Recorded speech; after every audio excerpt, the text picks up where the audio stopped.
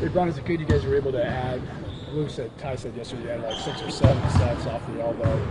Is that good, especially tonight against a Brooklyn team that likes to push it? I mean, it's good versus any team, because we're just trying to, like I said, fast track our system with the new additions and everybody getting acclimated to what we want to do offensively and defensively. So, we every other day pretty much till I believe the first week of April. So, those in between days is going to be a lot of learning and a lot of teaching, so we can try to fast track this thing. Yeah, when you're out there with him, you're trying to get the ball to Rodney as much as you can. He's a guy that needs touches. I mean, listen, Rodney needs touches and Jordan. Right.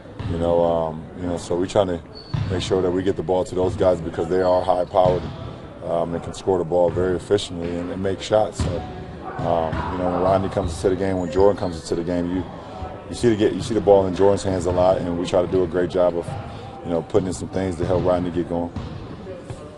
Brian, you spent a few games with the new guys now. Is there anything that you've learned about them that you might not have known about them before? No. I mean, I do a good job of actually studying my opponents. So, as far as them personally, I'm still learning about that. But as far as their games, I pretty much knew, what they could bring to the table and what they brought to this league. Ty mentioned that when we talked to the guys yesterday, he told them that you got to still be aggressive when LeBron's out there. He's going to defer to him. Obviously, we know what you can do on the court. Can you do things to empower those guys to feel like when you do get the ball, hey, go make a play yourself? They know that. It's a non-story. You guys have been trying to push the pace all season long, but it's picked up even more since the new guys. Has that been more of a product of personnel or more of a point of emphasis? A little bit of both. Having guys that can do multiple things with the ball allows us to push the pace. I think it's the first time we've had a 5 that can get a rebound and can push the break. So that automatically allows the pace to jump up. Larry pushed the break 3 times and had 3 assists last game. So, something that's going to work well for us. When you compare this to your other situations that you've had in your career, how much greater degree of difficulty is it to take a team that's changed at mid-season and get them where you want to go? It's challenging, but I'm up for the challenge, and it is what it is. I mean, I think adding this late in the season 4 new guys is going to be challenging for not only the coaching staff but for the players and for me as well. But it is what it is, and we have to figure out a way we can get better within these last 6 weeks going into the postseason. LeBron, I apologize if you were asked about this on the road. What are your thoughts on the college basketball scandal right now, and being a fan of the game? I know it's a big, it's a broad question. Yeah. Let me ask you this: what do you think needs to change immediately? What solutions? Everybody talks about all the problems. What do you think we could do to fix it? I don't know if there's any fixing the NCAA. I don't think it is. I think it's what's been going on for many years. I don't know how you can fix it. I don't see how you can fix it. Obviously, I've never been a part of it, so I don't know all the ins and outs about it. I don't know all the rules and regulations about it. But I do know what 5-star athletes bring to a campus, both in basketball and football. I know how much these college coaches get paid. I know how much these colleges are gaining off these kids. I don't know what's the what is it called, a stipend or something that the kids get? What is that? How much is that? It's just the cost of the education. There's no relation to the income that they generate. Oh, okay. So, I've always heard the narrative like they get a free education. But you guys are not bringing me on campus to get an education. You guys are bringing me on it to help you get to a Final Four or to a national championship. So it's just weird. It's a weird thing. I got so many more comments about it. I know for us as an NBA, we have to shore up our G League, continue to expand our G League, and basically what it is like our farm league, you know, in baseball. I'm not a fan of the NCAA. I love watching March Madness. I think that's incredible. I'm not a fan of how the kids don't benefit from none of this. You know, so it's kind of a fine line because I actually got a couple boys that could be headed in that direction. So there's going to be some decisions that we as a family have to make. But I know as the NBA, we have to figure out a way that we can shore up our farm league, and if kids, you know, feel like they don't want to be a part of that NCAA program thing, then we have something here for them to be able to jump back on and not have to worry about going overseas all the time, I guess. You know, so we have to figure that out. But kids getting paid is not, I mean, that's not new. It's nothing new under the sun. I mean, you guys seen Blue Chips? It's a real movie. It's a real movie, seriously, it's a real movie. It's just, without naming names or anything, what was the craziest offer you got during that time? Me? Or junior year when it was...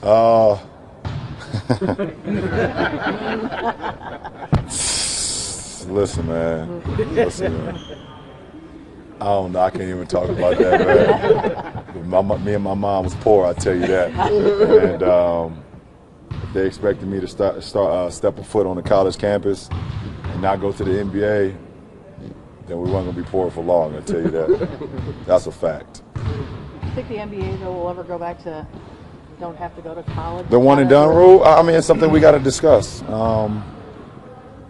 know, I just looked at like, you know, like you said, the farm league and like in baseball or you know, you look at pros overseas. Some of those guys get signed at 14, but they get put into this farm system where they're able to grow and be around other professionals for 3 or 4 years.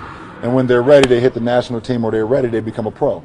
You know, so I think we have to kind of really like figure that out, how we can do that. Like, we got a lot of kids. We're worried about kids coming into the league early, but they're not ready. They're out the league because of that. So I don't have the answer to it right now, but I kind of been brainstorming a lot. I don't want to tell y'all because if y'all steal my idea, then we're going to have some problems. But we have to figure out if a kid feels like at like 16 or 17, he doesn't feel like the NCAA is for him or whatever the case may be. If we have a system in place where we have a farm league where they can learn and be around the professionals but not actually become a professional at that point in time, you're actually playing the NBA, but learn for a few years, learn what the NBA life is about, learn how to move and walk and talk and things of that nature. And then in 2 years, they're able just like guys do overseas. I mean, if you look at Messi's story, if anybody ever read Messi's story, he's a professional for like 5-6 years before he actually became a professional. You know, so, you know, I think it's a cool thing how they do that over here. Sorry, that's gone. You have to get it from somebody else. They have a system in place that maybe we can copycat. I don't know, but we'll see. Yeah, I apologize. That's yours? That's yours? All right, my fault. I got it. AAA batteries, I'll replace that. Yeah, got to get paid to replace that, though. What do you believe the G League is missing from that standpoint?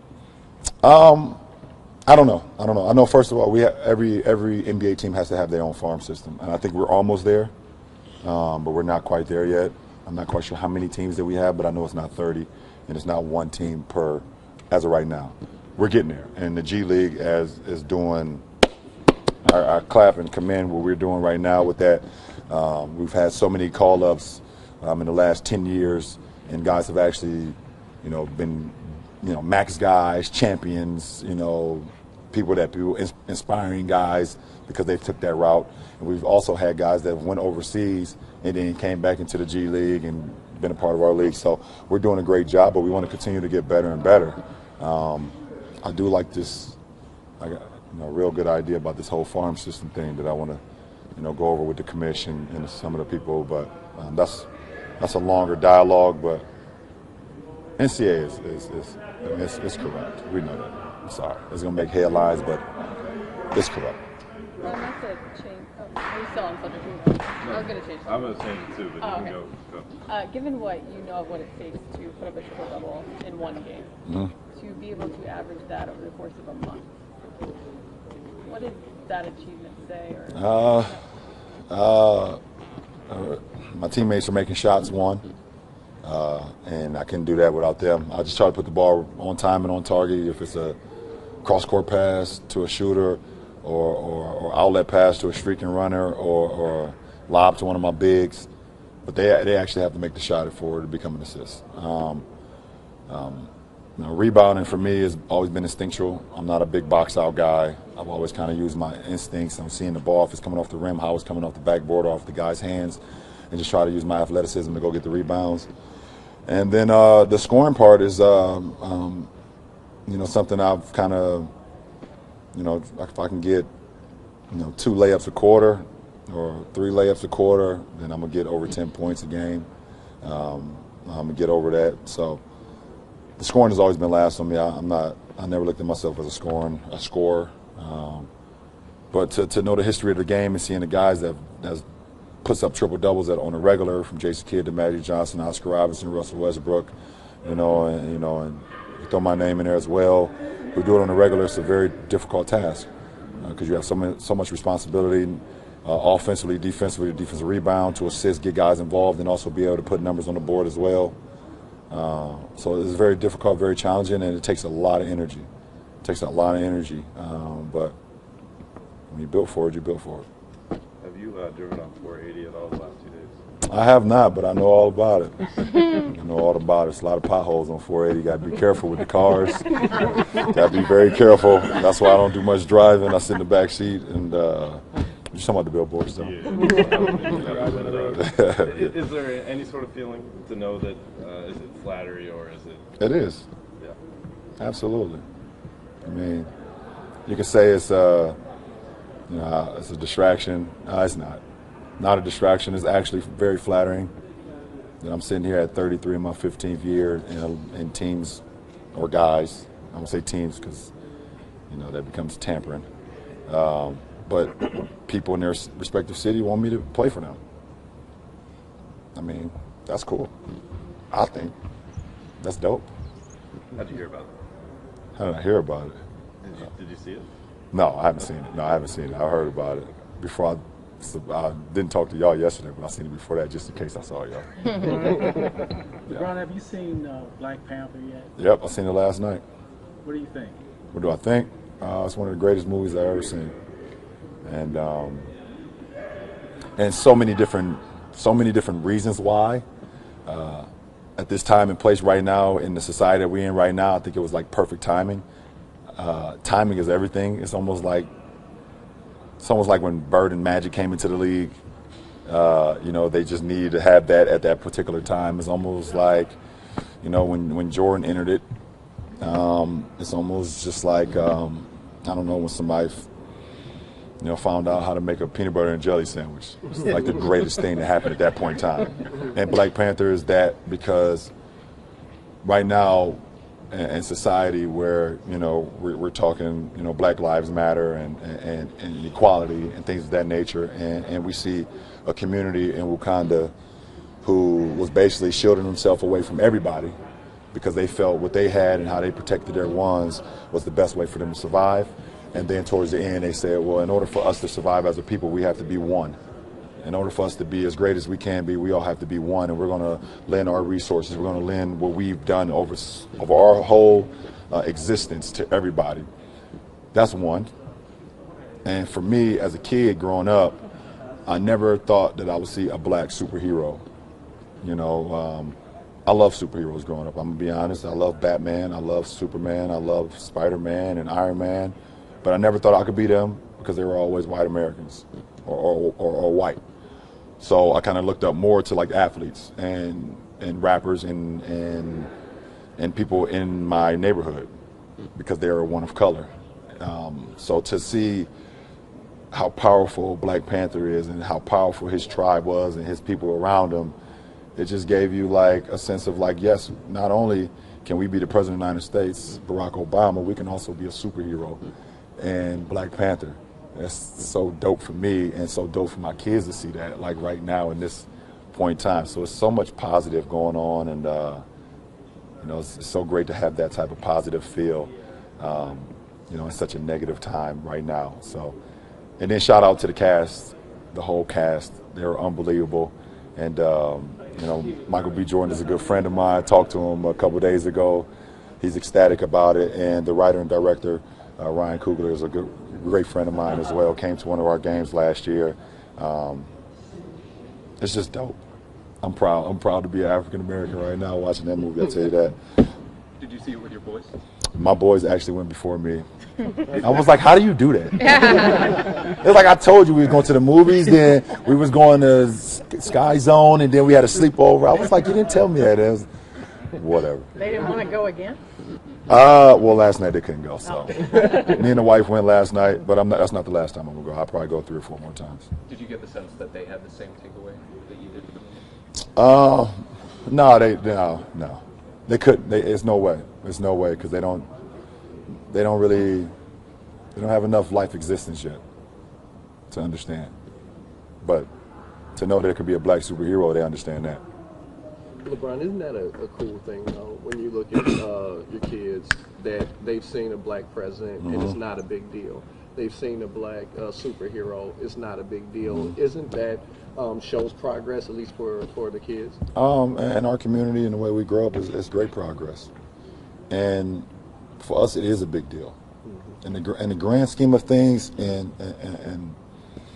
life is not a huge thing, but for us, where we grow up and the statistics and the people that's discrediting you, even our own shield us and hate on us and tell us we can't become this, and this is either slang coke rock or you got a wicked jump shot, a line from Biggie Smalls. Like, you know, they only tell you these are the only 2 options that you got.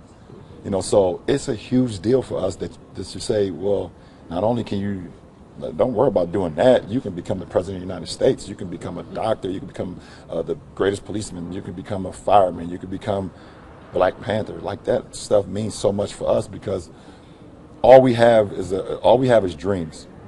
All we have is dreams. And when you have something that can make that dream become reality, either if it's a superhero or someone that made it out of your community, like myself, it allows us, our dreams, to become actuality. And it's a huge thing. It's a huge thing. 3-pointers are great, but who's counting? Corver came for the ball, ready to fire. And drains it for 3. Hands it off to Corver. He turns, he fires. Launches a long distance. 3! He nails it. Corver squares up. And it! La pone 3, señor. The game changer. Corver again. Back to Corver for a 3. Nails it. Come watch history add up and keep your own count at my bobblehead night on March 1st at the Cube. Corver again. Good again. Back to back.